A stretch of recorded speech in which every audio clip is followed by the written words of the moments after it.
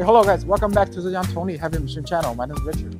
So here you can see this are the 4 back filters that we supplied for this 150,000 tons per year NPK compound fertilizer production line. So the function of the back filter is to remove the dust generated during the operation. So you can see one dust back filter for the dryer, and one for the cooler, and then one for the second dryer, and then one for comprehensive.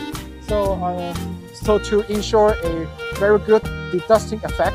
So as for the structure, you can see this is the main body of the back house filter. And then on the bottom, we have a scraper conveyor that the dust collected will be sent all to the main scraper conveyor that can send back to the batching part to be reprocessed. The reason why we use 4 back filter is, in China, the emission standard is really high. Our emission standard is 30 milligrams per centimeter cube. Therefore, it's very high. And then that is why we adopt this most advanced 4 back filter designs for our customer.